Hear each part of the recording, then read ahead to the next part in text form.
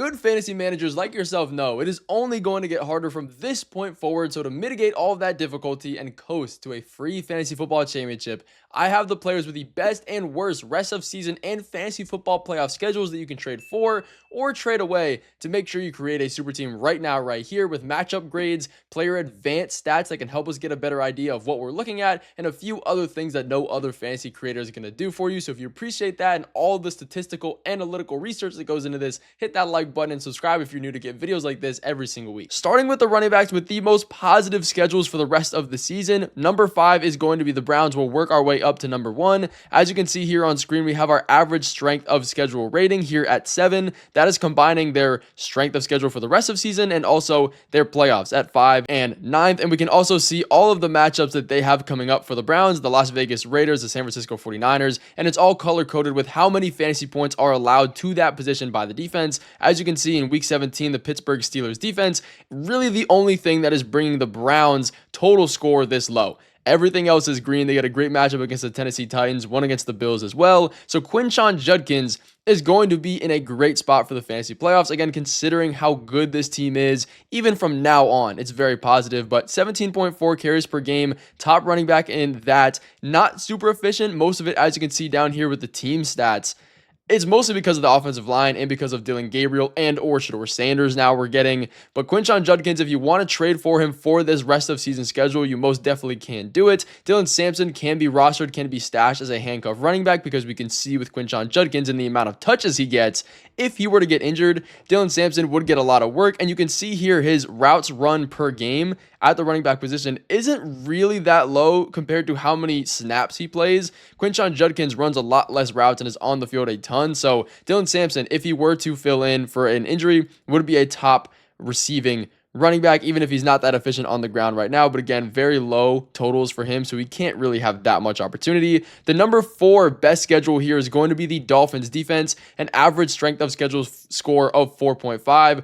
They have a pretty good rest of season one. Their fantasy playoffs is a little bit tougher, again, because they get that Pittsburgh Steelers matchup. Everything else, though, as you can see in weeks 12 through 17, is pretty positive outside of their bye week now. Devon Achane, prime workhorse running back. You can see he is top 20 in touches, carries per game. He's also very, very efficient on this Dolphins team that actually hasn't been too good. That's really good. He also runs a ton of routes, which is very positive. So if this team is always in losing scripts, it doesn't really matter too much because he's still going to get those receptions. Ollie Gordon is more of the just run you over kind of running back. He's not as good in juking, and his juke rate is pretty low. Evasive tackles, not very high. But again, you need that kind of guy, and he is used at the goal line more than you'd expect.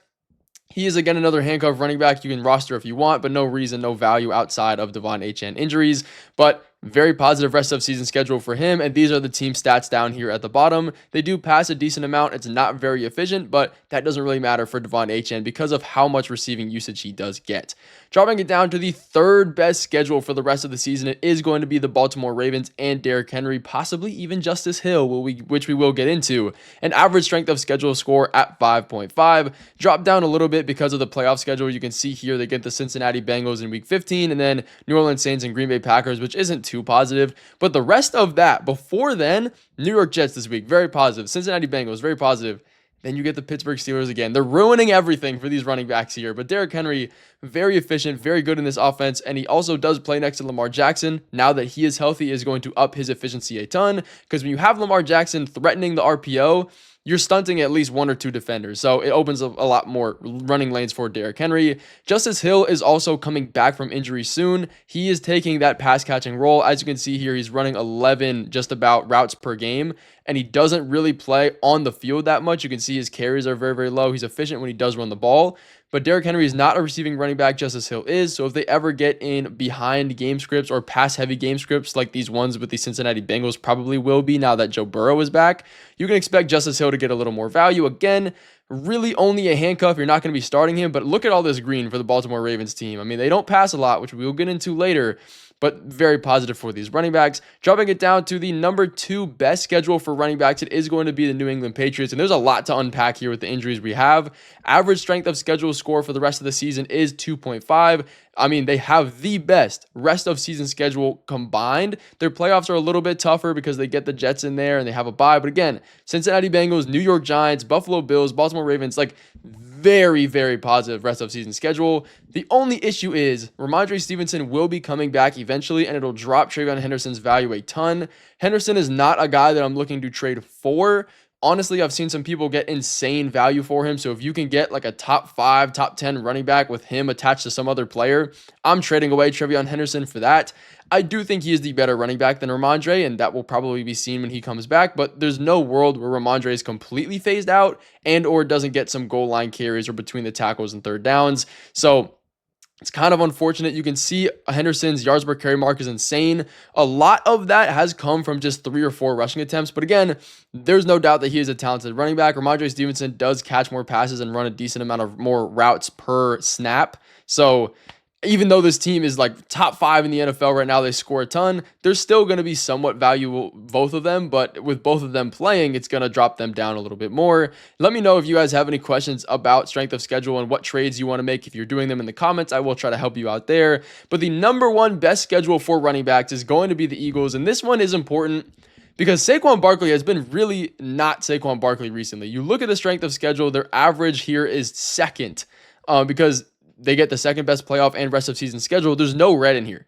As you can see, they get the Buffalo Bills in the fantasy playoffs and championship game. They get Dallas this week. The Washington Commanders in there. Like, it's all super positive. Saquon Barkley, as you can see here, is one of the most utilized running backs in the NFL. 17.5 carries per game. That is top 10.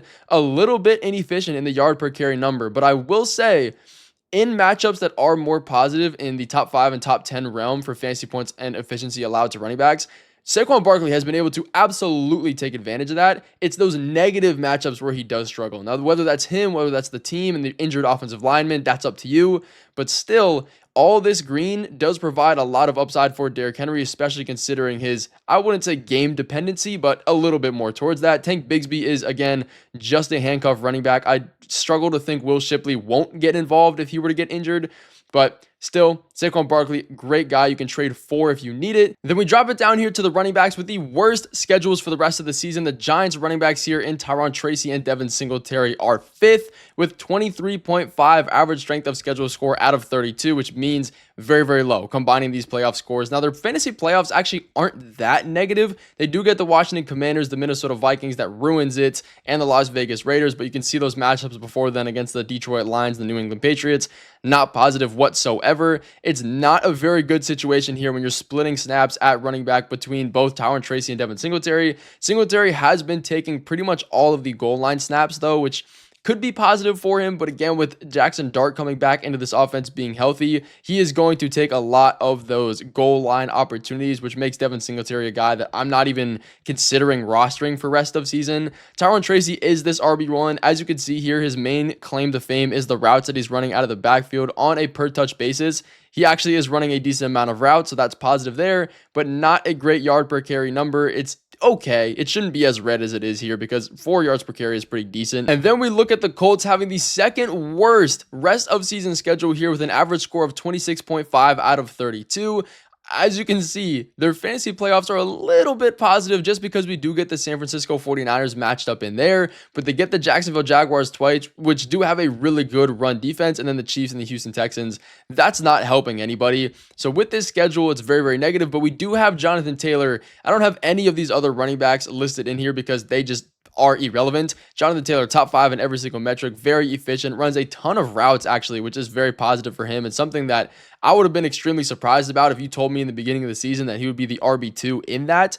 But I guess Daniel Jones is changing up this offense doing that. So regardless of how negative this rest of season schedule is, I'm not too worried. Even if they're in negative game scripts, he can catch the ball and be efficient that way. He also does get 100% of the goal line work and pretty much everything in this offense. So regardless of how bad the strength of schedule is, I'm not trading him away. I'm not too worried about it. He is one of those matchup proof kind of guys. But the running backs with the number one worst strength of schedule for the rest of the year, and players you're probably not ever going to start, are the Titans guys, which is an average score of 27 out of 32. It's just absolutely disgusting. They do get, again, the San Francisco 49ers, which help it a little bit. The rest of the schedule is just absolutely atrocious. Tyron Tracy, both of these running backs and Tajay Spears are running a decent amount of routes. Spears is actually running more routes on a per snap basis. Take that for what you will. I mean, none of these running backs are really going to be startable. This entire team is just down the drain, especially considering this stretch here. I would drop Tony Pollard if you can't trade him for anything. Tajay Spears isn't really that valuable. And looking at the wide receivers with the best possible schedule for the rest of the season, number 5 is going to be the Detroit Lions with a combined average score of 7.5 out of 32. You can see their rest of season schedule looks very, very good, but the negative ones in the playoffs do bump it down a little bit with the Los Angeles Rams and the Minnesota Vikings. That is pretty tough, but again, this Detroit Lions team is on an absolute tear right now. As you can see, Amon-Ra and Jameson Williams actually do have pretty similar stats. Not a ton of air yards, mostly because Amon-Ra, number 1, is a slot wide receiver, so that's not negative. And Jameson Williams' air yards have actually been increasing every single game since Dan Campbell has taken over as the play caller. So not as negative as you'd think. Jameson Williams has been on an absolute tear. I don't know how much I can get behind that continuing for the rest of the season. I don't say he's a sell high, but he definitely is going to be a little bit more boom bust than people expect. Amon-Ra, again, very positive, very high target number, very great rest of season schedule. I like all of these guys, and you can see the team stats here, all green for the Detroit Lions. And then we go ahead and look at the wide receivers with the 4th best rest of season schedule here. It's going to be the Ravens with the 5 out of 32 strength of schedule score. Look at how much green is in their rest of season schedule here. I mean, the New York Jets, Cincinnati Bengals, which is a top matchup. The Pittsburgh Steelers, as of right now, allowing the number 1 most fantasy points to wide receivers. Another one against the Bengals. And then in the fantasy playoffs here, we do have the New England Patriots and the Green Bay Packers, which is a little bit more negative. And you look at Zay Flowers. I mean, he really is the only wide receiver getting a considerable amount of target share. You can see a 27.8% team target share is very good. I mean, that's top 10 in the NFL. But you can look down here at the team stats. They're only passing 27.5 times a game. That is second worst and lowest in the NFL. So again, not all target shares are created equal. He has a great target share, but this team just doesn't pass a ton. I still do think Zay Flowers is a guy that you can trade for extremely low, especially if you need to win these rest of the next few weeks to get into the fantasy playoffs. Very positive for him. Rashad Bateman doesn't have great efficiency numbers, but he is a touchdown boomer bust kind of guy. He always has been. Lamar Jackson may or may not have a positive schedule there as well. We will get into later in the video, but the Browns, unfortunately, have one of the best fantasy schedules for the rest of the year, a 3.5 out of 32. It does not get much better than that. Look at all the green on this one here. It's not representing the fact that we like Jerry Jeudy and Cedric Tillman for the rest of the season, again, because of this team. Shedeur Sanders, Dylan Gabriel, I don't care who the quarterback is. None of them are efficient. Jerry Jeudy is actually running a ton of routes. As you can see, Cedric Tillman too. The only thing that's not red for him is the amount of routes he's running. As you can see in the team stats, they are passing the number 1 most in the league. A lot of that is weighted from Joe Flacco, but still, these guys are running a ton of routes. They just don't get targeted, and it's not that efficient of targets because their quarterbacks aren't that accurate, to say the least. So again, considering these positive matchups, I do think Cedric Tillman is a pickup off the waiver wire kind of guy if he's still out there for you. Jerry Jeudy, you can try to trade him away, but again, it's positive matchups. Just do what you want with that. But the wide receivers with one of the best fantasy playoff schedules is the Eagles. And I know I'm going to have a ton of questions here because we know there's a lot of stress and a lot of problems with these wide receivers. But look at these next few matchups. They have a 3 out of 32 score. The Dallas Cowboys, the Chicago Bears, a little bit of a negative one here against the Chargers. But then in the fantasy playoffs, they get the Raiders, Commanders, and Bills. Does not get much better than that. As you can see, both of these wide receivers' stats are pretty much almost identical. Not a ton of air yards, but a great target share for how many times this team does pass. And as you can see, last in the NFL. But they're also not running a ton of routes because they don't pass a ton. I do think A.J. Brown is going to be valuable. Like if you can buy him low, you can and you should. But it's just going to be so volatile with the rest of these wide receivers. Devontae Smith getting a decent target share, again, similar to AJ Brown. It's way too boomer bust with the rest of the season. I would way rather have a Saquon than I would deal with any of these wide receivers here. But the wide receivers with the best fantasy playoff and rest of season schedule is going to be the Vikings. As you can see, 1.5 out of 32 average strength of schedule score. Look at the fantasy playoffs here. You get the Cowboys, the Giants, and the Detroit Lions. Does not get any better than that. The only problem is JJ McCarthy.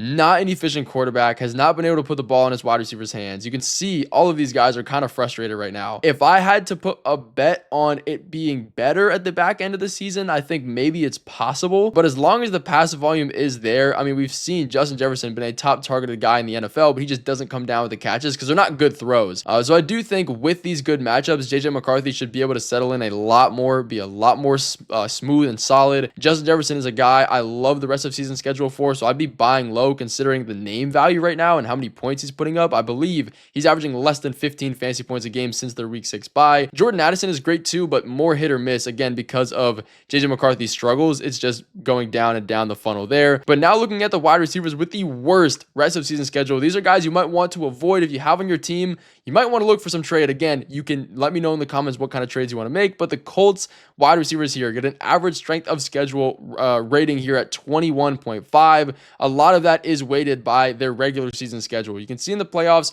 again, they get the San Francisco 49ers, the Jacksonville Jaguars twice, who are more positive against the wide receivers than they are the run. Very good run defense, different for Jonathan Taylor. Their playoff schedule is actually pretty decent, about middle of the pack. Michael Pittman, as you can see here, not very high in air yards, mostly because he is a slot wide receiver. You don't need to have a ton of air yards to be an efficient and successful wide receiver in fantasy, but it definitely does help. Alec Pierce, as you can see, the complete opposite of that. A top 3 wide receiver in air yards at 132 per game. That just means he's running deep routes and they're throwing in the ball. Daniel Jones is pretty efficient in that as well, but the rest, the target share, the routes, not as high as it is with Michael Pittman. Really negative rest of season schedule. Michael Pittman is going to be that safe guy for you. I do like Alec Pierce, not a guy I'm necessarily trading for though, just because of the risk that does come with it.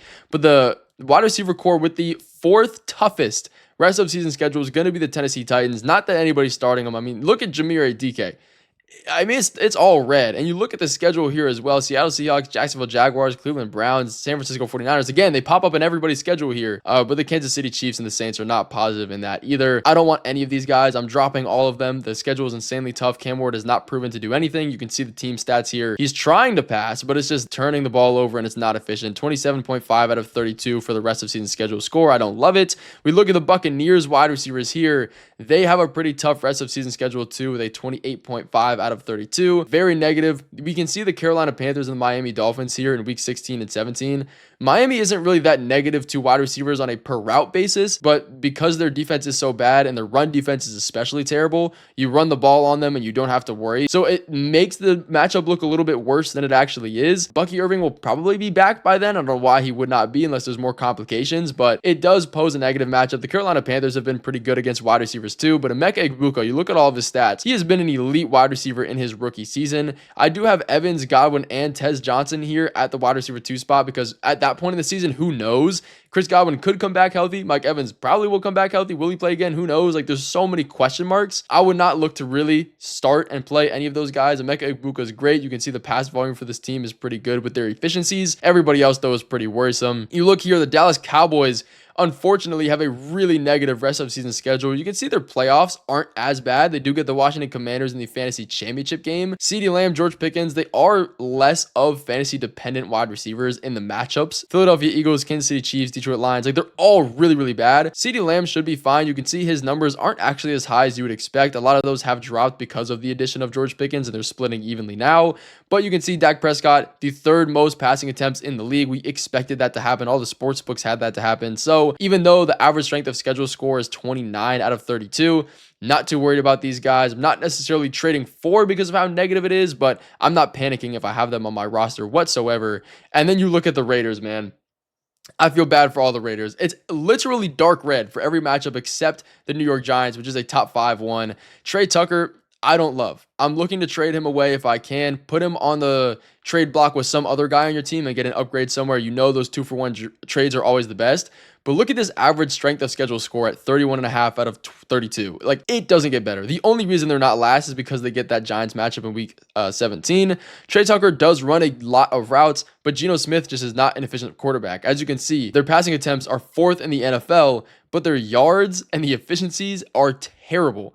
Brock Bowers is going to be the main beneficiary of that. Tyler Lockett, I really do not like because he's not running a ton of routes, very low average depth of target guy, and he probably won't be rostered. Neither will Dante Thornton on top of that. And you can see here the rest of season schedules, the best tight ends here. You can see the worst tight ends and the same for quarterbacks. Screenshot this, do what you got to do. That's going to finish out this video of all the top and worst fantasy playoff schedules for the rest of the season. Make sure to hit that follow button if you have not already. I appreciate you guys rolling through this video. Good luck in fantasy football, and I will see you in the next video coming soon. All glory to the man above.